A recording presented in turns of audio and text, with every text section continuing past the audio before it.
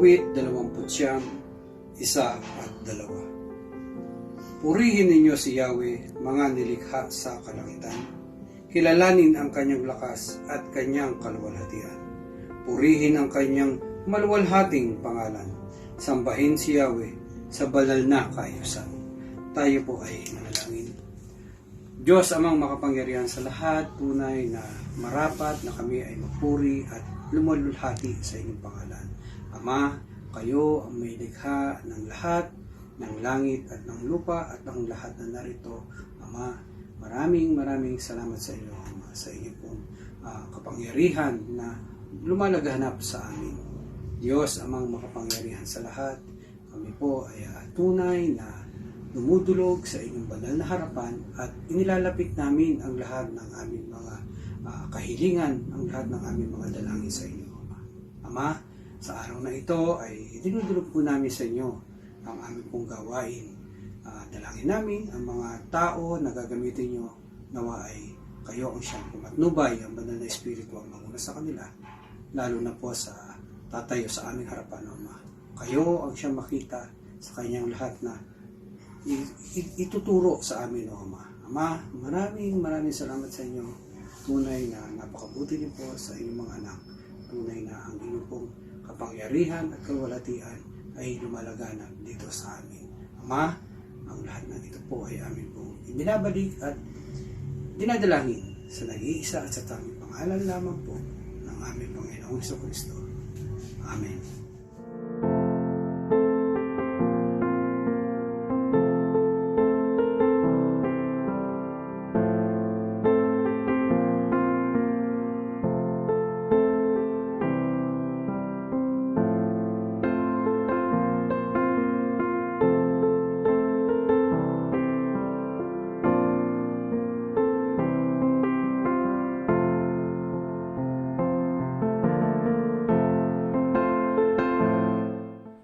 Isang mapagpalang gabi po sa ating lahat. Ang bigay ko pong patutuo po ngayon ay kung paano ko po nakilala ang Panginoon dito o pagkatawag sa akin ng Panginoon dito sa Tipas Unida Church. Ako'y napupurit nagpapasalamat sa Panginoon dahil sa pagpunta ko sa Tipas Unida Church ay mayroon din po sa mga ginagamit na mga instrumento kung paano siya pakilala. Maraming mga ginamit niya, kagaya nila ni Jack Ayin at saka ni TNP Joy. At ganun din po sa mga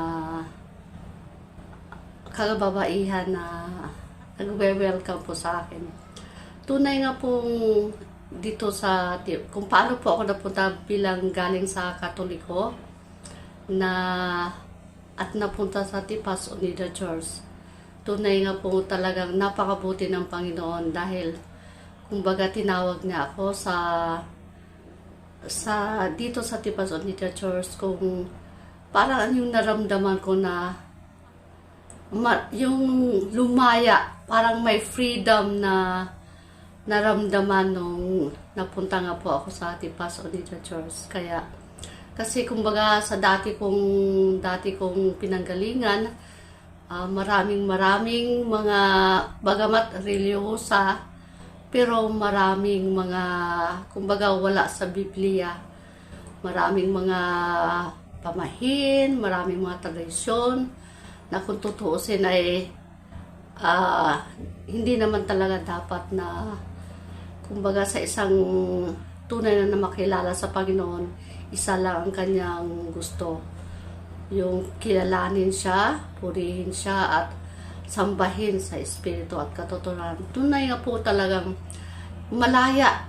Nagkaroon ako ng freedom sa aking naramdaman nung lubusan ko siyang nakilala sa pamagitan din po ng pagbabasa ng Biblia at saka pagdadalo ng mga Bible studies at saka napasama sa mga prayer ministry. Talaga pong napakaraming nabuksan sa akin dito sa ating simbahan. Kaya maraming salamat sa Panginoon talaga na naway patuloy kong dalangin ng aking mga lahat ng aking mga kamag-anakan, aking pamilya, ang lahat ng aking mga kababayan ay makakilala din po sa Panginoon. Kung anong pagpapakilala nila sa akin, naway ang kumilos ang Panginoon na makilala din siya at magpasalamat sa Panginoon ng aking lahat ng aking mga itinataas na mga tao na makilala siya. Kaya maraming salamat sa Panginoon sa lahat ng kanyang kabutihan, sa lahat ng kanyang ginawang mga pagbabago at kabutihan niya sa mga pagpapalang ibinibigay niya sa aking pamilya. Kaya napakabuti ng Panginoon talaga. Kaya to God be the glory. In Jesus' name we pray. Amen. Thank you po.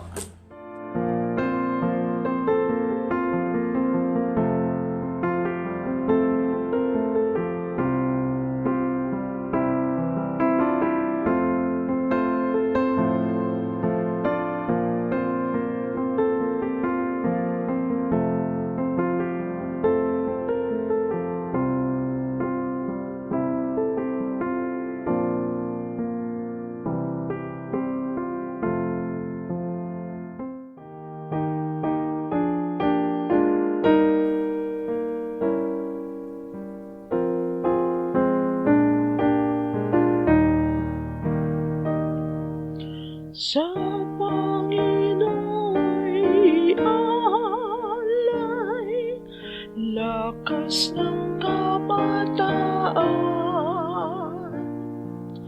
buhay mo at kasiglahan sa pakikipaglaban. Si Jesus ay pamarisan, malakas at matapang. Siyang iyong paglaanan ng iyong kagalakan. Sa Panginoon'y alay, lakas ng kabataan, buhay mo at kasiglahan sa pakikipaglaban. Ang puso mo ay ihain, Panginoon'y ibigin, paglingkur at siyang unahin, bawat nasa'y panalin. Magbigay ka't ng tumanggap sa Diyos ng awat habag, paglingkuran siyang masikap, ibigay ang iyong lakas. Sa Panginoon'y alay, lakas ng kabataan, buhay mo at kasiglahan sa pakikipaglaban. Lahat ay ipagkaloob sa umibig ng lubos, at sa iyo ay tumubos, sa lupa ay nanaog. Buhay niya'y binigay ng maligtas ka lamang. Purihin mo siya't igalang ng buong kalakasan. Sa Panginoon'y alay, lakas ng kabataan,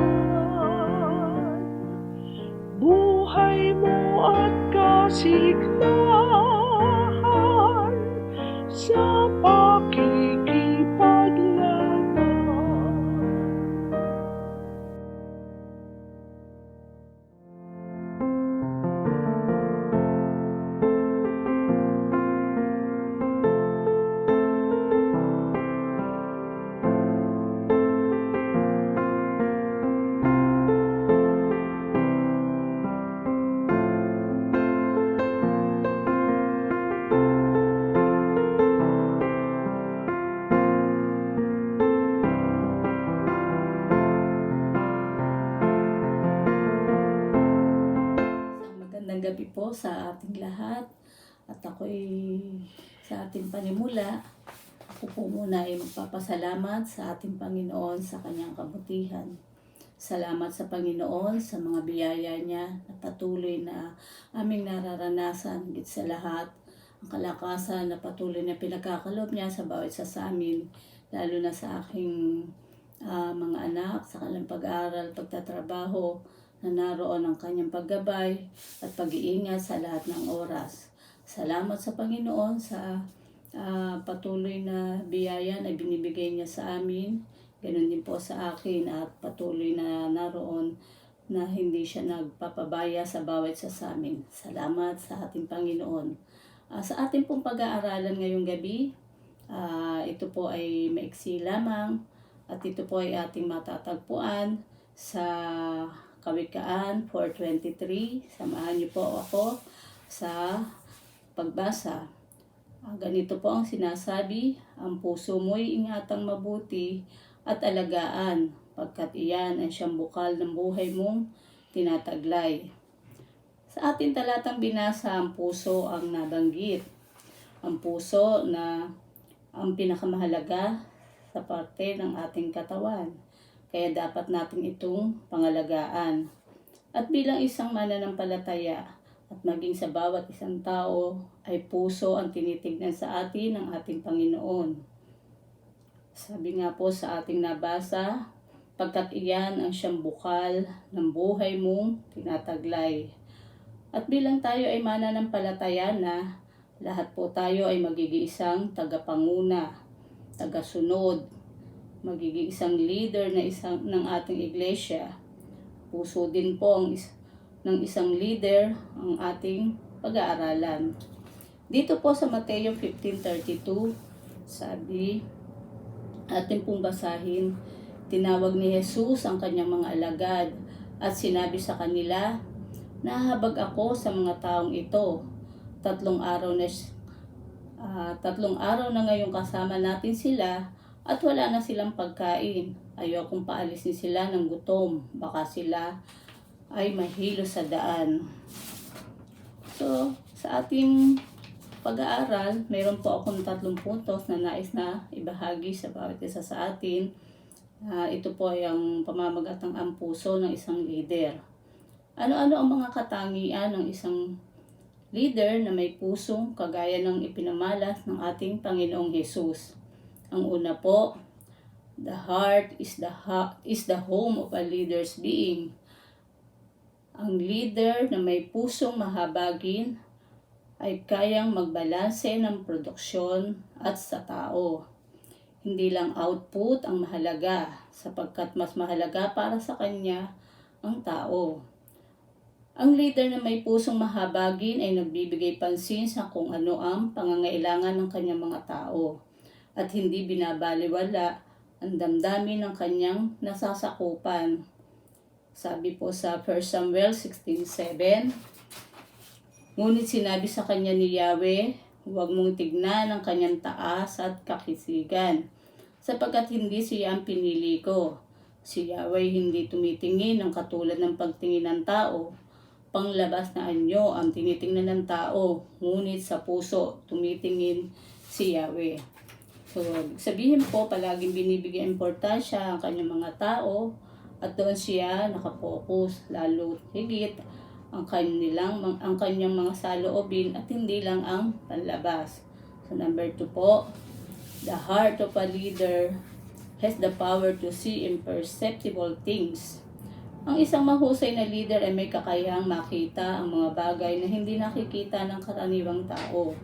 Ginagamit niya ang kanyang puso upang makita mga dapat makita na hindi napansin ng pangkaraniwang mata at kumikilos kung paano mabibigyan solusyon ang mga kasalukuyang kalagayan. Gaya nga po ni Jose doon sa nabanggit sa Genesis 41:39. Ang sabi po, kaya't sinabi ng Paraon kay Jose, ang Diyos ang nagpakita sa iyo ng lahat ng ito. Kaya't wala nang uuna pa sa inyo sa karunungan at pangunawa. So yun po sabihin, ang nakikita ay sa pagkilos at sa paggawa. At kung ano yung mga nasa sa loob ng puso mo, yun yung nakikita ng ating Panginoon. Ang pangatlo po, the heart of a leader puts weight on his accountability. Ang puso na isang mahusay na leader ay nagbibigay diin sa pananagutan, gaya ng inilahad ng ating Panginoong Hesus na kanyang sabihin sa ating binasa sa Matthew 15:32, yung isang talata po doon, sabi niya, ayokong paalisin sila ng gutom, baka sila mahilo sa daan. Ang isang mahusay na leader ay nagtataglay ng pusong marunong managutan. Kahit na nga hindi siya ang kumain, mapakain lamang ang kanyang mga nasasakupan. Ang isang leader na marunong managutan ay yaong hindi magpapahamak sa kanyang mga tagasunod, kundi pinananagutan ang kapakanan ng kanyang mga nasasakupan. Tulad nga po ng pangako ng ating Panginoon na yun sinasabi sa Hebrews 13:5. Ano ba yung sinasabi doon? Nasabi, hindi kita iiwan ni pababayaan man. So sa mga nabanggit na pangako ng ating Panginoon, ay ito ay naisa sa katuparan ng bawat isang tagapanguna. At tandaan po natin na ang puso ng isang leader ay may pusong mahabagin, may kakayang makita ang mga bagay na hindi nakikita, at nagbibigay diin sa pananagutan. So yun lamang po ang aking mababahagi, at nawa ay tayo po ay merong napulot na aral bilang isang tagapanguna or leader ng ating iglesia or saan man na mga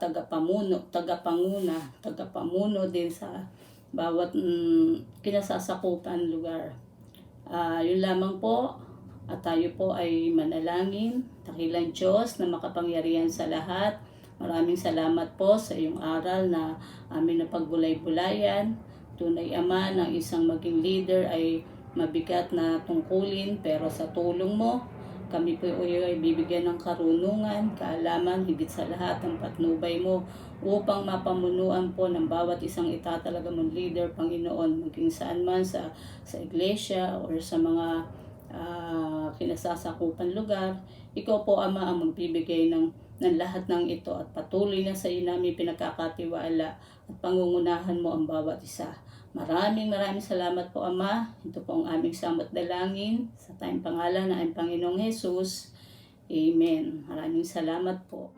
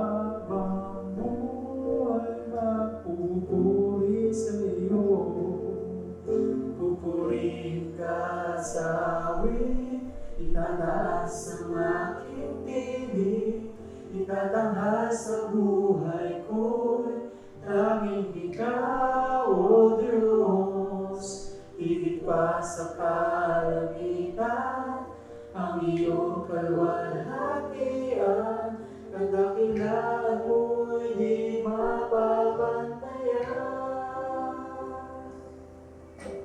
Walang hanggan katapatan sa buhay ko'y lagi mong lahat. Narito dahil sa biyaya mo,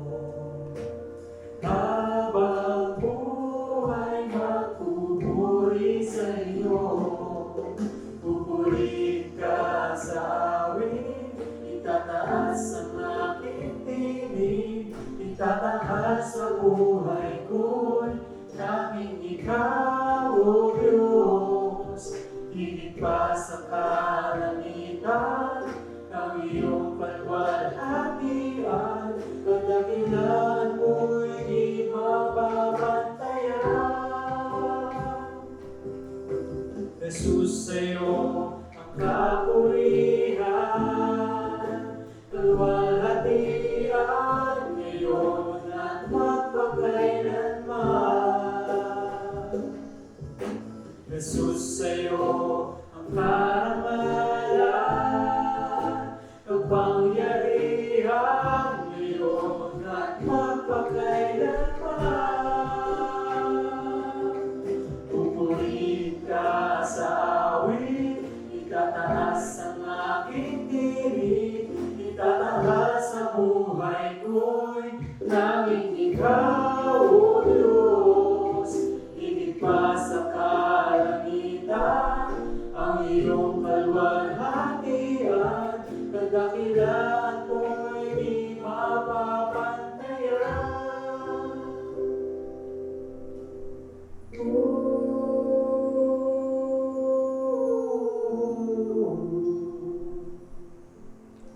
Purihin ka, Panginoon.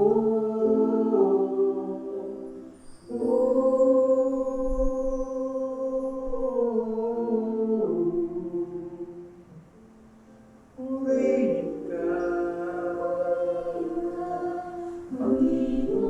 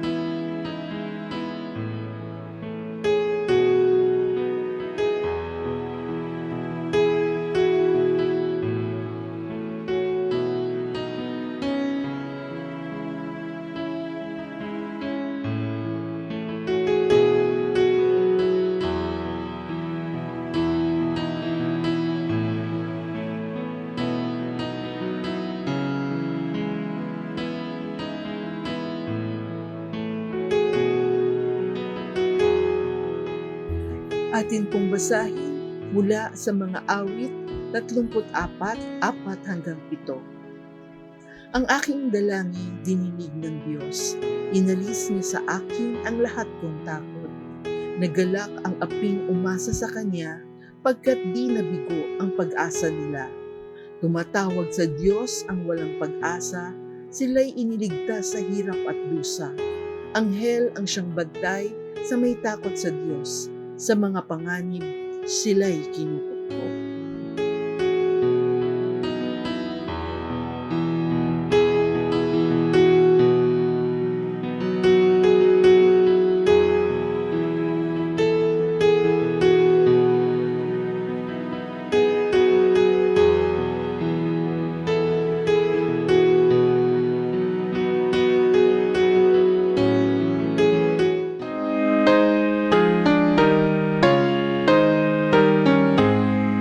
Ang ama'y papurihan, Anak, Espiritong Banal, ng mga taong nilalang at ng tanang sanlangitan. Amen.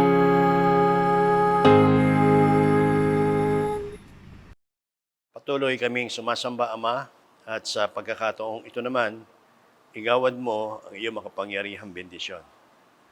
Ang biyaya ng ating Panginoon Kristo, ang pag-ibig ng Ama, ang pakikipisan ng banal na Espiritu, ang siya na mag-ingat at mag-ampon sa atin mula ngayon at magpakailan-kailanman.